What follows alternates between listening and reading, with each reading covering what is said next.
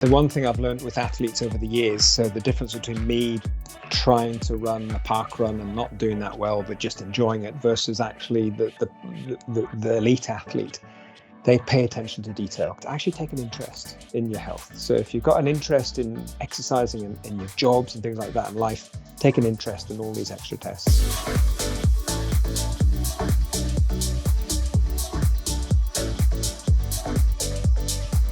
Hi, everyone. Thanks for joining us on the Randox Health Geniuses podcast. And today we certainly do have a genius with us. We have the Chief Medical Officer, Niall Elliott, who's been crucial in propelling the athletes here in Great Britain to the Olympic success that they've been experiencing. Here also in Los Angeles, we have an exciting 4 years ahead of us as we gear up for the 2028 Olympics. So I'm super excited to talk to you today, Niall. And forgive us if there's any American Great Britain competitiveness that ekes out. I don't know who to be rooting for. I think Team Great Britain is doing fantastic. I got a chance to meet with some of them over at the Grand National, which is an extraordinary experience in itself. And if it's okay with you, Niall, I'm going to just share with you share with the audience that you have some extraordinary multifaceted contributions to Team Great Britain. Your multi-sport experience is one of the things that fascinated me in your sports medicine practice, in that you are practicing across a range of sports, and the diverse experiences that you seem to have been a part of applying these strategies to the Olympic disciplines. I think it's interesting that you have an extraordinary field presence. You have a hands-on approach, which a lot of medical officers might not have at these sporting events. And I love that you are an advocate for education. I noticed that beyond your duties with Team Great Britain, you're passionate about educating sports medicine professionals. And thank you for joining us today. I think this will go a long way to contributing to educating sports medicine professionals. I love that you research. I love that you're an athlete yourself. Your innovative practices. I've noticed that you have been at the forefront of incorporating new technologies and practices, and I don't know that everyone does that. I think that that's a very special and unique part of your practice that I'm going to delve into a little bit today. I love the fact that you're a team builder, and I know that the Team Great Britain Olympic success story has very much to do with some of these technologies in terms of blood analysis, blood testing, et cetera, that you've embraced. So welcome to the podcast, Niall Elliott. Alejo, thank you very much. I'm greatly honored to have a discussion with you. Ultimately, it's about learning, I guess, about this journey that we're on. And I know you've sort of summarized me up as a doctor, a clinician, a researcher.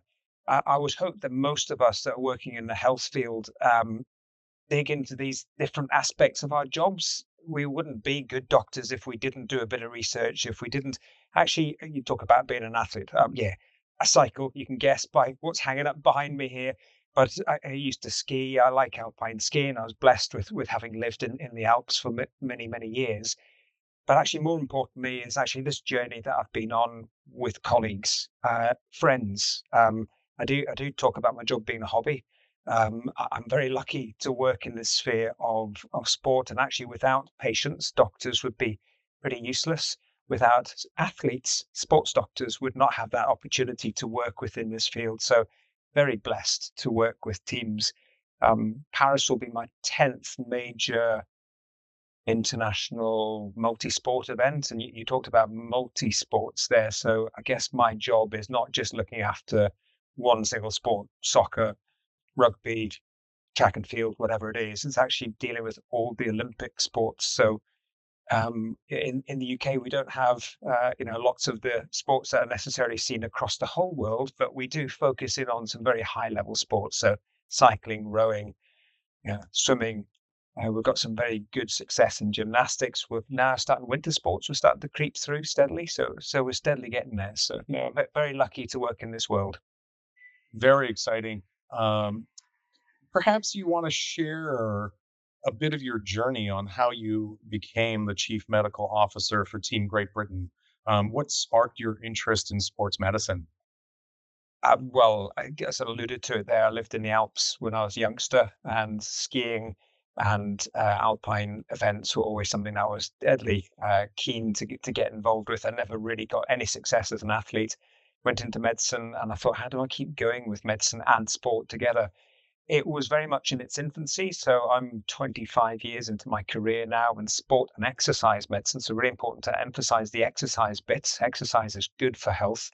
So it's not just dealing with athletes, it's dealing with the general public who like physical activity and keeping themselves the poly pill, as we call about it. Exercise is the bit that can do everything, support, reduce your risk of cancer, diabetes, of all these extra things. So I'm really keen in that area of medicine, and the journey has been through mentors and supporters in various fields of sport and family medicine, what we call general practitioners in the UK.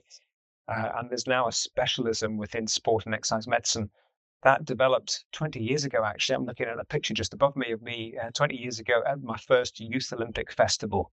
And that's where I went away with 15 young athletes in winter sports, so alpine skiing, curling, and skating, figure skating. And I just learned about the sports. I watch everything on television that looks like sports. I try and get to as many sporting events as I can, and I get the bonus of actually going there for work at the same stage. You never quite get the same experience, but it's there. It's work. Yeah, curling. Not too many people realize that is an Olympic sport. Yeah. Funnily enough, my parents actually made the trophy for the Canadian Olympic Championships of curling. So, given your extensive experience in both practicing medicine and sports and athletics, what would you say is your core philosophy when it comes to health and performance? Core philosophy for me is maintaining health. I think ultimately for athletes, they are in a job, they are out there to try and perform, and they want to make sure that they remain healthy throughout their lives. And remember, a lot of athletes' actual sporting lives, retirement, comes in their late 20s, early 30s, maybe creeping into the late 30s. So they've still got another 30, 40 years ahead of themselves. And so my job as a physician, as a doctor, is to support them through that journey to try and effectively help their health all the way through so they don't actually cause themselves any further harm. And so philosophy for me is again, patient-centered, keep them, in the decision-making process and try and help them through because they have their own, just like you and me, we've got our own health anxieties. Athletes have the same. And I guess my job as a physician is to try and negotiate that with them, navigate it with them, and Or hopefully they come out of it a better performer and a better person. And how do you stay updated with respect to the advancements in sports medicine and performance science? That's a real mixture. As clinicians, that's attending conferences, it's talking to peers, it's in this wonderful world of online, we can actually access a lot more these days. It's also being part of the forefront. So I guess the 1% difference that we talk about trying to improve is actually getting a chance to bring in new practice, try to understand a bit more what can we do to better the performance without impacting health, for example. So it's working with colleagues. I'm just in a good way. I'm just a doctor, but I have some very clever scientific colleagues who work in this day in day out. And for me, it's the practical application of what they're learning. How do we bring it to the people on the ground? Amazing. Do you have a key memorable moment working with one of the athletes? Is there something significant that has stood out that has been one of these key moments for you that is Um, you are? yeah, I think a lot of doctors recognize the relationship they have with their patients. If you go and talk to a lot of family physicians, meeting parents, meeting kids when they're small, their whole journey through life. That's to me a fantastic element of family medicine. In sport is very similar. So I've known some of these athletes since when they've been early teenage years. So an Ailish McColgan, as an example, is someone I've grown up Wow. close to where I live, went to school with my kids, and I see her then compete on the world stage.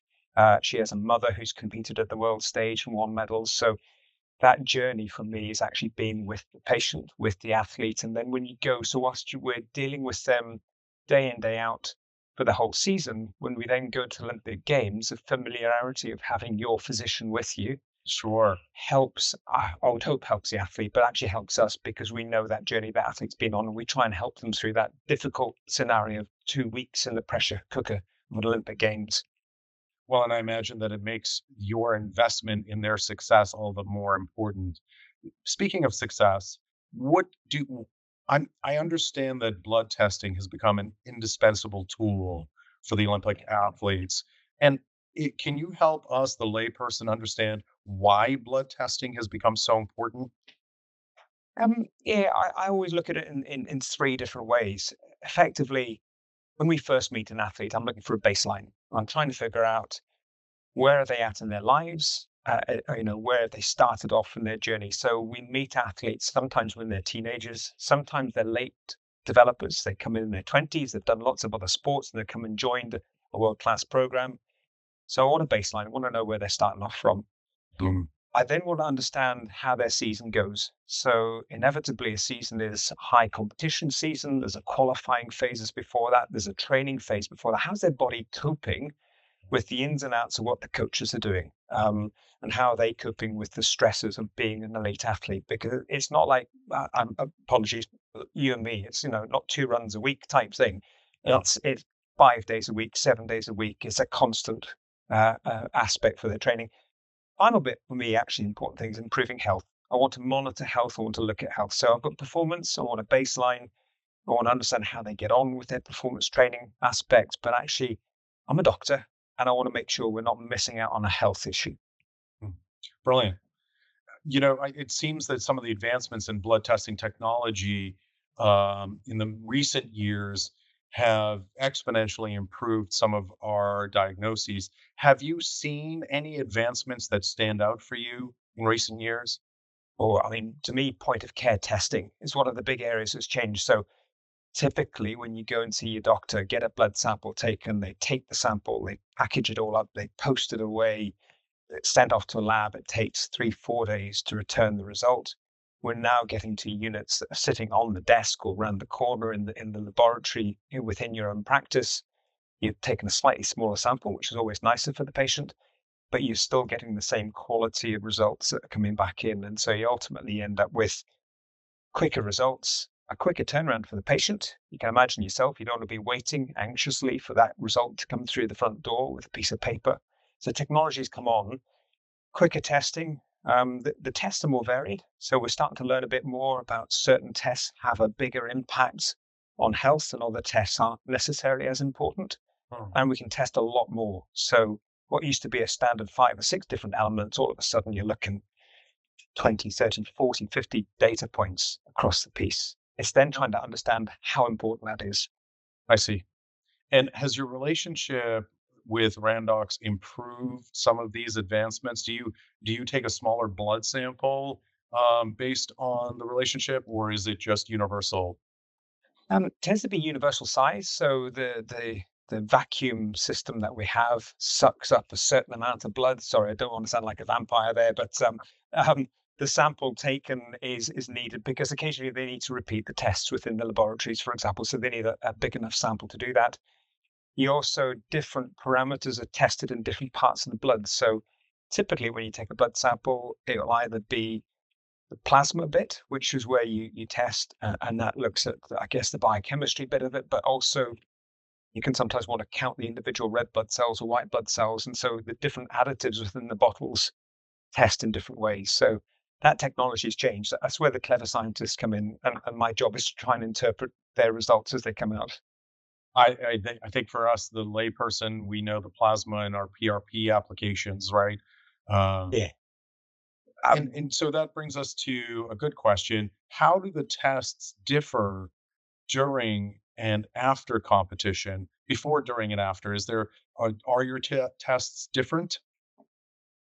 The body evolves, doesn't it? So, if you test your sample, even you and me, I mean, some of the parameters we look at are energy levels, glucose levels. Some of the parameters are iron samples, for example, looking at the way the red blood system works. That fluctuates throughout the day.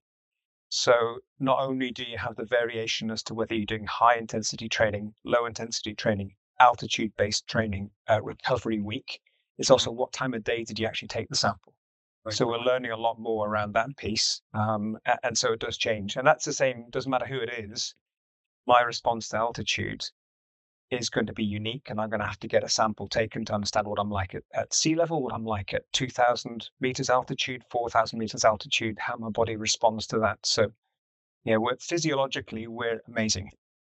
I know that altitude kicks my butt every time I'm in the mountains skiing. I'm like, whoa, this is powerful forces. So, what role do genetics play in terms of your interpretation of blood tests for athletes, or do genetics play a role? Really good question. They do play a role. Do we fully understand the role? No. In certain health conditions, yes, we do.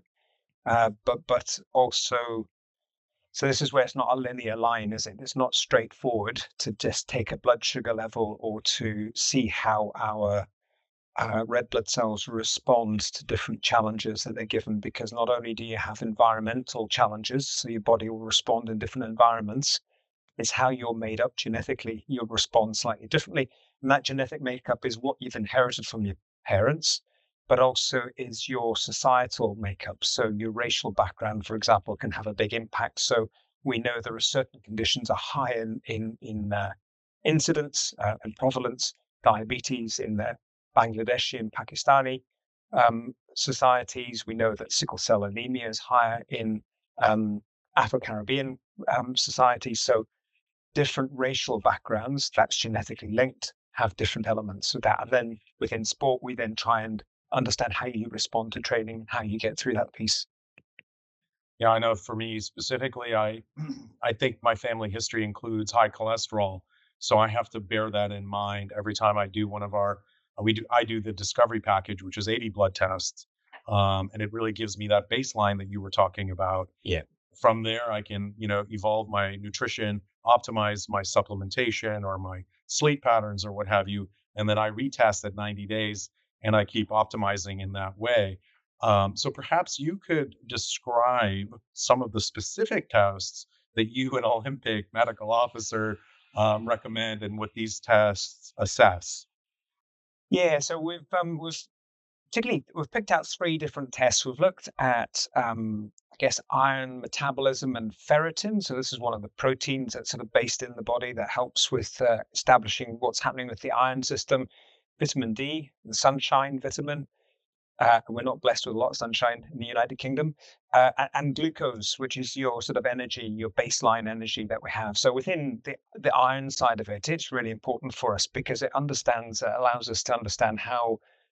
So iron is required to make up the oxygen carrying capacity within your red blood cells. If you have low iron, you can become anemic, which is a situation where you cannot carry that same amount of oxygen. That means that you become more tired, that you don't have as much energy in the system to put oxygen back into your muscles, which are working hard. Um, that can be influenced by lots of different factors. So, if you are a female athlete and you have a regular menstrual cycle, for example, you lose a little bit of iron on a monthly basis on average. If you do endurance sport, your body's demand for iron is higher than other types of explosive sports, for example. If you do a lot of training at altitude, your iron demands are bigger. So actually understanding what baseline iron levels are is really important because it allows us then to give a bit of a program around that for that individual athlete. So if they are an endurance athlete, cross-country skier, going to go to altitude to go and do some additional training, but they're low in their iron stores, they're going to become even lower when they go to altitude. So we need to supplement them and ensure they have an optimized diet, nutrition-wise, possibly with iron tablet supplementation at the same time. There's side effects involved with that, and that's a discussion between a physician and a patient to understand whether they should take that. And that allows us to then work our way through that individual program. We test them 6 weeks out, they're going to altitude. Sometimes we can test them actually at altitude, but we test them when they come back. This is where we chuck in the genetics. Some people don't respond to altitude. So typically when you go to altitude, you release more hormones that create erythropoietin, EPO, that boosts your red blood cells. It takes more iron out of your stores because you need more red blood cells to carry them out of oxygen. There's less oxygen at higher altitude. But some people don't boost themselves with that EPO. They are non-responders, and therefore actually sending them to altitude is of no use. So sometimes we get information back that allows us to go to coaching teams to say, actually, that athlete, taking them to altitude won't benefit him. He might get the benefit from going psychologically with the team, but physiologically, it's not really going to benefit him. So that's iron. Vitamin D equally, we're looking at trying to understand how we can optimize. Typically, vitamin D is associated with bone health. For you and me, it's helped to strong bones, having the right amount of vitamin D. Within athletes, we're looking at immune system. So one of the biggest impacts on time loss in sport, elite sport, is infections, coughs and colds. We've learned a lot from COVID. Washing your hands, wearing a face mask, keeping your distance from folk was one of the lessons that we learned from a public health piece. But actually, coughs and colds on average take you out of the equation for 7 to 9 days of training. And so if you end up with 2 or 3 colds over a winter, that's 3-4 weeks worth of time loss. And you can imagine going into an Olympic Games, that's lack of training. Maybe you miss your qualifying times. There's all sorts of things there. So boosting your vitamin D reduces the risk of immune issues and therefore picking up coughs and colds. Muscle power is boosted with vitamin D. So the research shows us that actually you can run faster over short distances, more explosive power with the right level of vitamin D in the system, and you can jump higher with the right level of vitamin D in the system. If you have that suboptimized, as in you don't have it at the right level, this is the impact it has. So we're discovering that if we can improve or optimize these levels around vitamin D, around iron, we can improve performance, and the coaches are happy. It's a fascinating journey with the testing that we're doing. Get vitamin D myself. I mean, I noticed that for me, the amateur athlete, one of the toughest things that I grapple with is rest.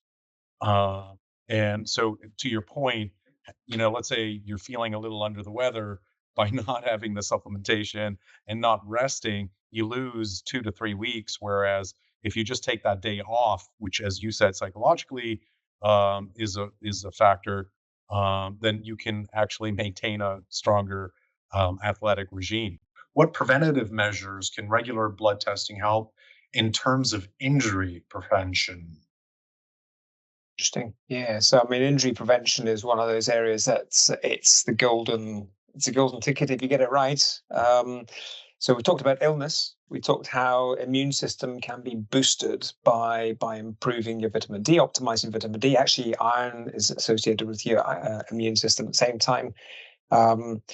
We know that athletes who are suboptimized in terms of their energy levels, so glucose levels that aren't kept in the right space, or equally become more tired, more fatigued, have a higher risk of injury, of developing, getting themselves in situations where they could become injured at the end of the day. I can't tell you one injury that will spin out of it, but ultimately it's down to bodies functioning properly. If they're not functioning properly, you put yourself in a position where you therefore put yourself at a higher risk of an injury. So these tests here give us an indication as to, I can't turn around and say you will become more injured or have a higher risk of injury, but it is part and parcel of that journey that athletes go through. They know to look after the inner core, the engine, because actually the skeleton needs to function properly. Yeah, it seems to be back to the theme of overtraining.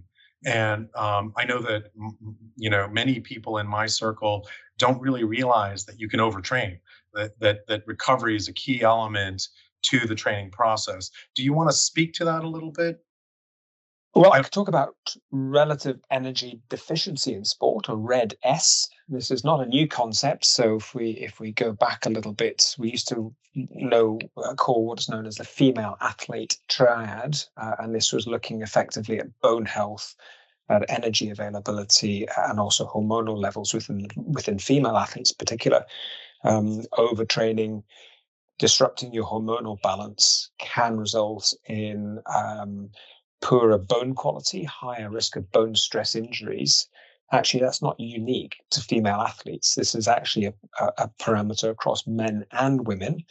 And it's now expanded to being sort of 3 parameters to effectively 10 to 15 different parameters that we look at now to try and it's really to try and optimize health. So it's around energy deficiency. So by overtraining, not replenishing yourself, not getting the recovery phase in, you're then pushing your body to a point where it no longer functions. You're playing catch up. It's destroying itself more than it's regenerating itself. And as we get older, our regeneration powers aren't as good as they used to be. And so Red S is live and present in our world of sports, something we take deeply seriously. And again, the blood testing gives us a bit of an understanding as to what's happening behind the scenes, but it's more detailed. It goes into hormonal levels. It goes into actually how the body's functioning, and almost on a weekly basis are we testing these athletes. Is there a takeaway here? Is it like day on, day off? But if there's 5 days on, it's early to bed. How do I know how to avoid this type of overtraining? Body's clever. Do listen to it. So do the psychology of it is you trying to run through it. You're trying to get over it. You've got a coach or a friend or a colleague who'll say, come on, just one more run. It's not going to cause you any further harm. I think if you feel tired, listen to your body, get the rest and recovery that's in there. We have a lot more wearable technology these days. So my Garmin watch, after I've been out for a 60-mile cycle, will tell me the recovery time I need. And so you can use that with a pinch of salt, not literally, but you can use that to try and understand how your body should be recovering it. And therefore, in a way, the technology is there to try and give you a bit of a pointer in the right direction. Is there a program that you're using for recovery time? No, it's almost inbuilt. So a lot of these companies will actually have it. So once you put in your data around your height, your weight, and what event you're taking part in, be it running, be it walking, be it cycling, whatever it is, triathlon, swimming, it will calculate for you based on that. And you put your age into it, it'll calculate what your recovery time. It always looks horrific because I even look at it thinking, what, 24 hours off the bike? I can't do that. But you genuinely, you should pay attention to it. But your inner core, your inbuilt computer systems that we have, not the wearable technology, but the ones that you're born with, listen to it. It will give you an answer. So I do have a question. Is there something that, like, assuming you find an unexpected result, I imagine that our audience is curious how you would proceed. I understand if there was an iron deficiency, how you would proceed. I understand if there's a vitamin D deficiency. Is there anything else that stands out to you that would be more unexpected, and how would you treat that? Yeah, so in iron testing, again, life is never simple. So when we do look at iron levels, look at ferritin levels, it is also a level that is linked with what we call an acute phase protein. So if you have a significant infection in your system, so a really bad chest infection, a bad urinary tract infection, waterworks infection, the body can produce more ferritin and you get an abnormally high level. And so we sometimes, when we get the results back in, even though the athlete's saying to me, actually, I feel fine, it makes me sort of think, have I missed something here in their health? So we do a little bit of work around trying to understand why are some of these results abnormal. With all testing, it's never quite black and white. So I wish it was turn around and say it's pretty obvious. It should, read what it says. It is exactly what it is. If something comes back a little bit out of normal, the first thing we tend to do is repeat the test. And just to check, because there can be maybe a slight anomaly either in the lab testing process, in the packaging process to get to the labs. It might have been, as I said, a slight infection in the system that maybe upset the parameters that we have on that side. So iron's a good example. Vitamin D generally tends to stay pretty stable, so we don't see big changes in there. What we do notice, though, is the seasonal change with vitamin D. So in the Northern Hemisphere, and if I draw a line roughly, I don't know, middle of Europe, north on that side. So that would correlate if you go right across, through to the States and everything, is that the sun from September until March in the Northern Hemisphere is at such an angle, you cannot generate vitamin D with the sun. So even though it might be fantastic weather, you still need to take the extra boost of vitamin D over the winter months to maintain those levels, because you drop by a third over the winter. That's surprising. If you don't supplement.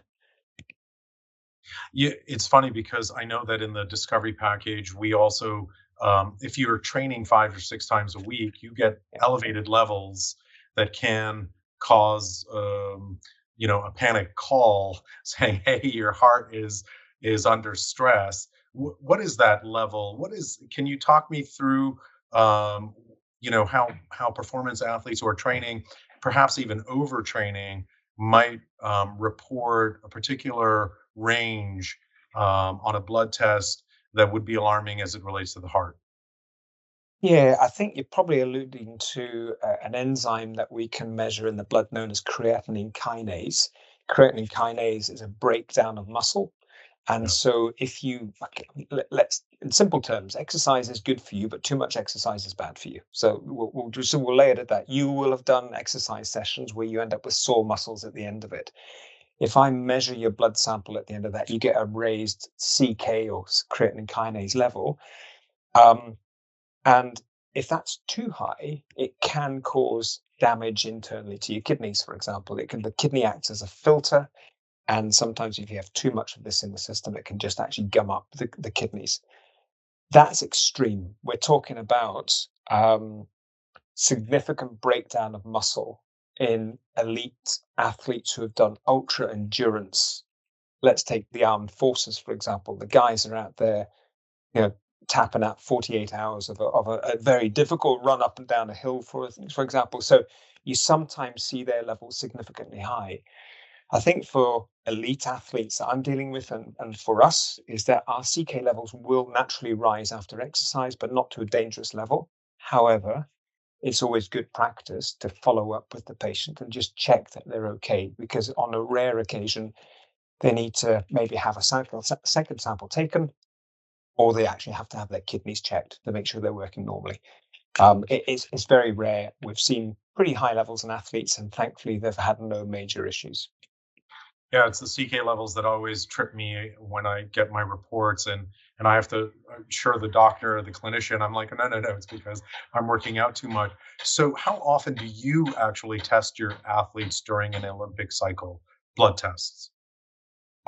Sport dependent. So some sports, physiology is important in all sports, but in some sports we don't really need to know the infinite details of it. And um, if I use, say, shooting as an example, the physiology around shooting is subtly different from someone who's doing a 10,000-meter race, for example. So there's a difference in the way the bodies work, and therefore we don't need to test as often on certain parameters with a shooter compared to what I would do with a 10,000-meter athlete. For those, and we're just going through it at the moment, we're probably testing about 4 or 5 times a year with the elite athletes. Occasionally, it's more often than that. Typically, just before the winter, just after the winter, and then when they're going through training phases. So the coaches will come to us, we'll plan this, diarize it, get that 6 week out of training test, get it sort of during the training and after the test so we can just see how their body's responded. Do you know what? Patients, please don't forget, are really important to us. If a patient comes to me and says, I don't feel well, there's something just not quite right, I listen to that. And actually, I will do some additional testing there. So this testing I'm talking about is a little bit sort of planned around their training programs. But actually, if I've got a clinical concern, I'll test. And I think this also applies to the general public, doesn't it? I think that as the maturation of the population improves as it relates to health span versus lifespan, I've noticed that in both Great Britain and the United States, we really realize that we don't have to age in a manner that our parents aged, and that if we take a responsible approach to our health and optimize for health span, that we can really make a difference. So I like this idea of testing, 4 times a year, and I think the general public probably could benefit from a similar regime, and similar impetus. Is there anything that you have learned that elite athletes undergo that perhaps the general public could also benefit from? I think actually taking ownership of your health is a key element to it. So the athletes are very lucky that in a way they get regular contact with a physician, with a sports scientist, with an exercise nutritionist, with a sports psychologist, people who sort of benefit their overall health. Ask me the last time I went to see a doctor. or went to see an exercise physiologist or anything, and I'd scratch my head. So in reality, in the public is that the more you take an ownership and an interest in your health, the better it is in the long run, because you can spot little markers, little changes that you can actually influence and change, things that you can make a difference, not necessarily for tomorrow, but maybe in 5 years' time or 10 years' time. And that for your own benefit helps you. So I would really encourage you to do that. Is there a particular blood test that you would recommend to someone who's interested in improving their personal health and fitness? Yeah, well, improving personal health and fitness is do more exercise. So I think, I There's think no we need to be doing a little bit each day that will improve. So that's really, really important. I think is a one particular test. The answer is no. I think there's a battery of tests out there that can help give you pointers. One stab in the dark at one point in time gives me an idea, but not doesn't show me the trend, and therefore, hence, a bit like an elite athletes who do a baseline. I understand the season-long journey that we have with the athletes. I understand their health and performance up and down. In a way, we should be doing that. Now, the distance between the number of tests is difficult to judge, and some science and research says actually just doing it once every couple of years works. That's fine at different ages. Or if you develop a problem, so if you already live with diabetes or live with high blood pressure or heart disease, you'll be guided by your physician to do more regular tests. Are there any key biomarkers that you've honed in on that we, the general public, should also hone in on? Um, yeah, I mean, there's none that I can. So off the top of my head, I would maybe sort of qualify that a little bit and just say diabetes is one of the conditions that we're seeing an exponential growth in. So sadly, as we've alluded to, we don't exercise as often as we should do. We eat well. We're in a lot of the world we eat well. There's obviously parts of the world that don't, so that's a challenge in itself. But getting your blood sugar levels checked and understanding that aspect of it, so not just your blood sugar level, but also there's another test known as glycosylated hemoglobin, or HbA1c. That gives me sort of the average reading of your blood sugars over a period of time.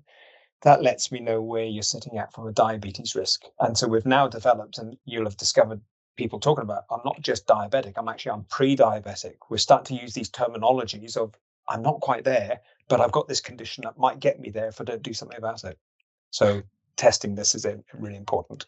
I think you've narrowed in on something that we also have narrowed in on. We have Randox has a genetic pre-screen test that can help you narrow in on whether you're pre-diabetic, T1 or T2. I think it's, in the UK, I think it's 89 pounds or 69 pounds.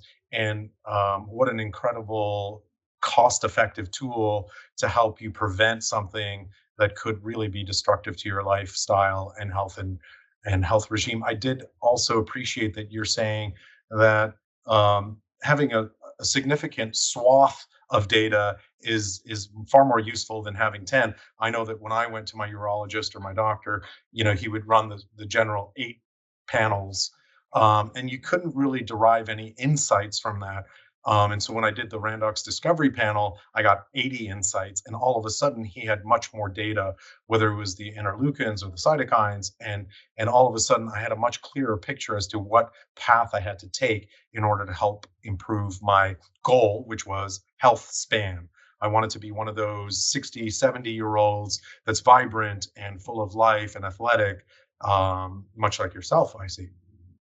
Well, it's been a fascinating conversation, and I know that the listeners, there's a lot of takeaways here regarding the science and the application of blood testing. Is there anything that you wish for these listeners to reflect upon in our conversation if you had the ability to change, let's say, an entire swath of the population? Well, I think I've alluded to it a few times, haven't I? Do get out there and be physically active. We know that physical activity generally improves your health mentally and physically. And actually, all these parameters I've talked around, so in terms of your iron levels, your blood sugar levels, they are impacted positively by doing exercise, just a good low level amount of exercise that keeps you ticking over. So that's really important. Alejo, you talked about rest and recovery. Sleep well, eat well, just really make sure that you go out there. Because again, a lot of these parameters are corrected by a food first process. So whilst we've talked about supplements, and obviously you can always take a pill for lots of different things, if you have a colorful plate of food on your table in front of you, be it a vegan diet or a vegetarian diet or a meat eating diet, color is good. And so again, eating well and sleeping well is key to all of this. But if you have a concern, please, get tested. Secondly, have a good sit down with a physician who can try and explain it all to you. There's always someone there who can help you through that journey. Yeah, I have to applaud you for pointing out sleep. One of the biggest things and impacts in my personal training regime is the quality of sleep and optimizing for sleep.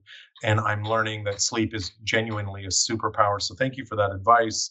And lastly, um, is there anything that these athletes are doing that you just think is wow? Like if everyone was just take 10% of what these athletes are doing in this field or in this area, their lives could improve.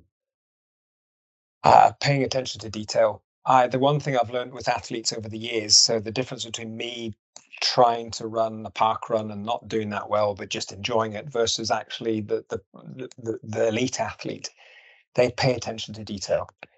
That doesn't matter whether you know how to hit a golf ball 350 yards, whether you're, a tennis player gets all his aces in, or gets all his first serves in, or what percentages are in terms of whether you are, you name it. There's different elements of data around there that the athletes go in. They apply that process to their health at the same time. So they really genuinely like to sit down and look through the data points, understand it. I try and demystify it a little bit for them because it can be a bit confusing when you've got 80 data points and trying to work it through. But actually take an interest in your health. So if you've got an interest in exercising and in your jobs and things like that in life, take an interest in all these extra tests. Well, I think you've prescribed the secret to success here, which is exercise, get great sleep, and pay attention to the details.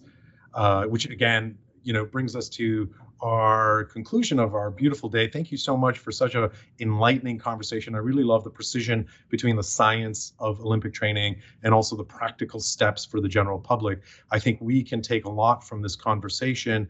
I do invite the viewers, if they want to get their own discovery blood test, as I have done, 80 blood tests here in the USA for $395.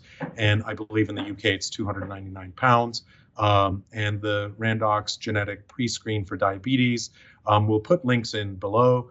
And thank you again, Niall. I genuinely appreciate your time. You are one of those people that I look up to.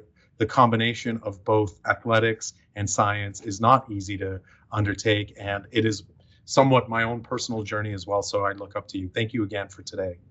Thanks for your time.